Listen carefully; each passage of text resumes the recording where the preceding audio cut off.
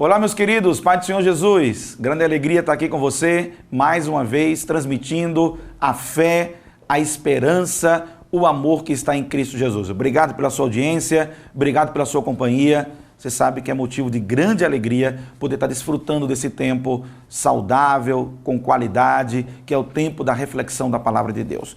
Nós estamos no livro de Provérbios, pessoal, Provérbios capítulo 30, e eu começo aqui pelo versículo 11 a ler no dia de hoje. Hoje eu vou ler aqui as gerações citadas no livro de Provérbios. Olha o que ele diz.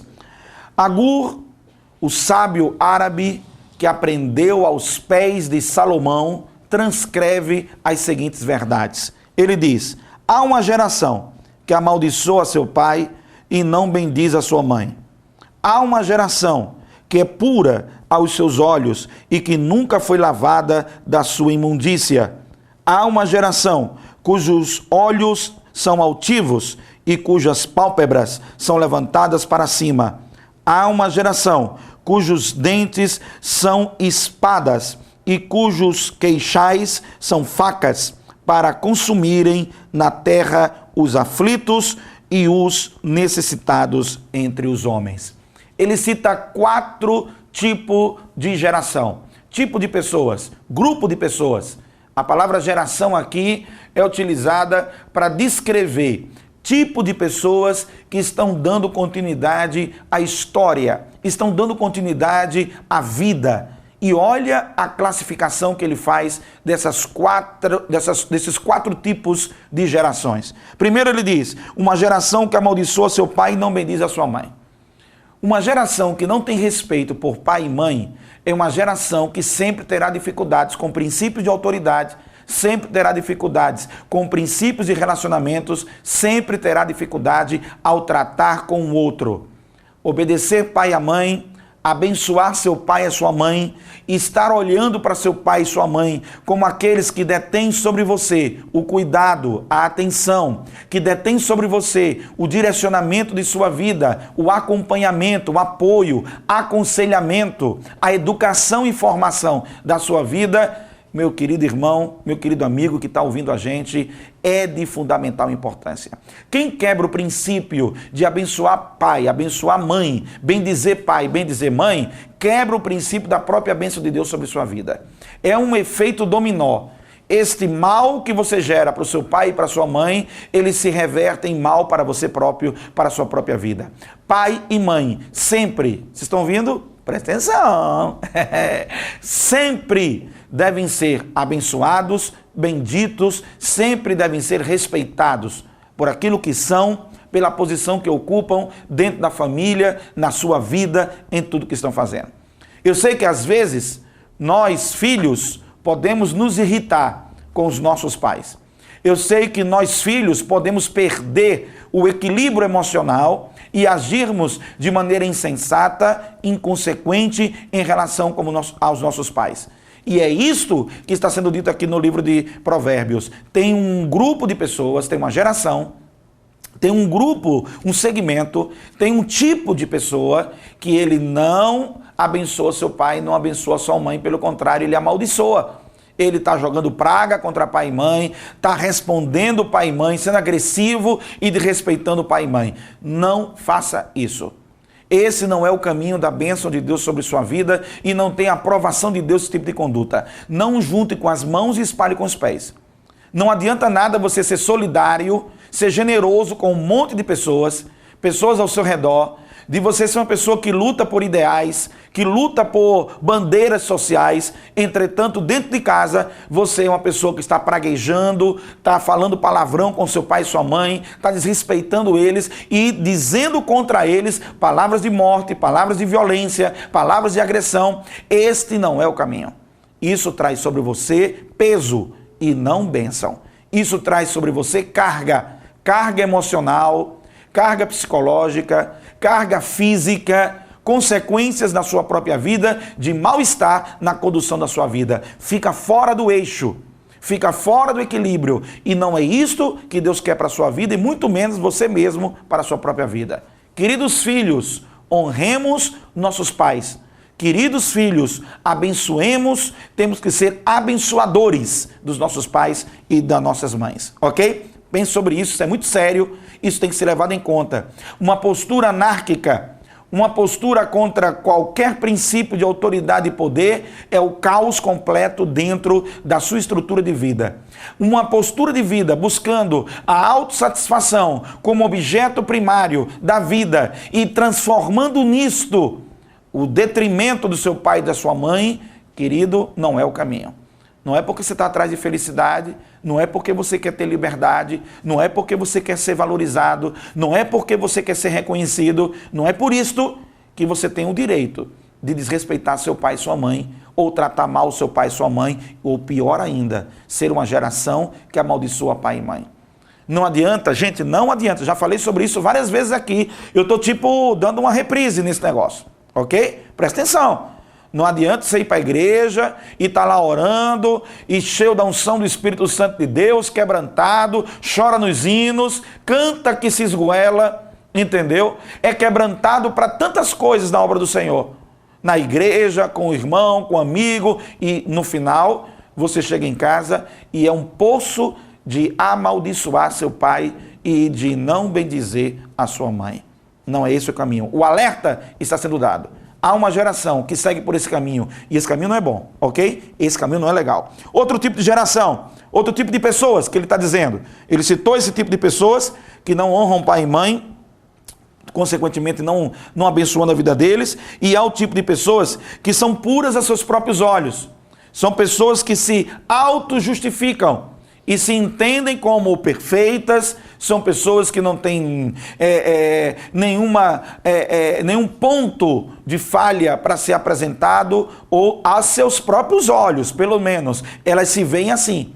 Elas se veem como pessoas retas, pessoas que não têm nada para ser apontado, como se não houvesse nenhuma falha.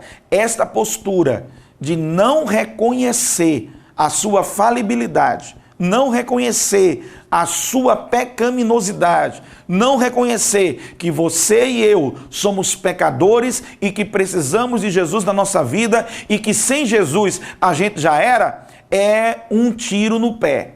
Você não ter esse nível de consciência é um tiro no pé. Você precisa ter a consciência. Quem se auto-justifica, quem se auto-vê como puro, e olha como ele está dizendo aqui, é puro aos seus olhos, não quer dizer que ele seja não, é que ele se vê, ele se enxerga dessa maneira e que na verdade nunca foi lavado de sua imundícia.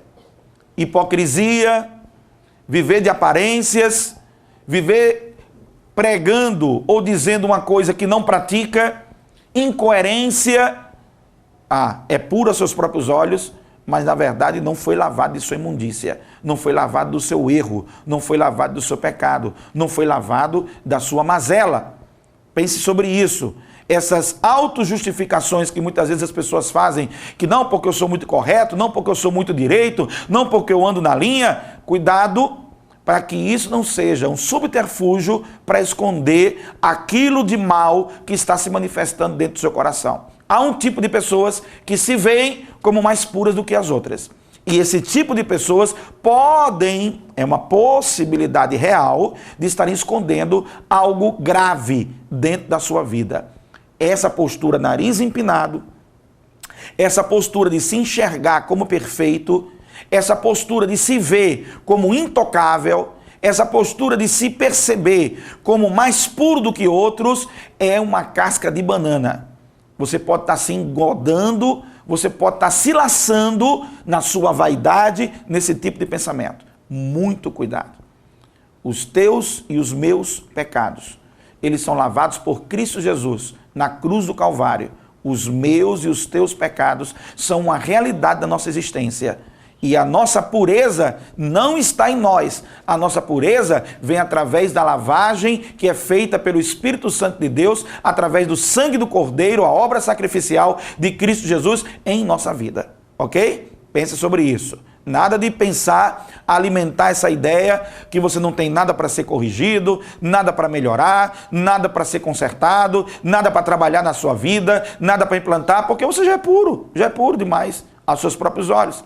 E aí você adquire uma postura equivocada, porque você não vai procurar viver uma dependência de Deus, uma submissão a Deus, um quebrantamento diante do Senhor. Você vai procurar viver a tua vaidade, a tua pseuda pureza, a tua falsa pureza. Pelo menos é isso que você vai transmitir. Isso é muito ruim, isso é péssimo para aquilo que você pretende fazer no seu cotidiano. Terceira coisa que ele cita: há uma geração cujos olhos são altivos e cujas pálpebras, olha o que ele diz, as pálpebras são levantadas para cima. É o tipo de pessoa que só pisa no chão. Tem um grupo de pessoas que só pisa no chão por causa da lei da gravidade. A gravidade empurra o camarada para o chão, porque senão, se ele pudesse, ele nem pisava no chão. Gente, quando nós temos uma postura, uma atitude, um comportamento altivo, nós não agradamos a Deus. Deus rejeita a posição de soberba. Deus rejeita a posição de nariz empinado, olhar levantado. Não olha para quem está embaixo. O olhar altivo, a pálpebra levantada, é uma postura de soberba, como se você tivesse uma superioridade.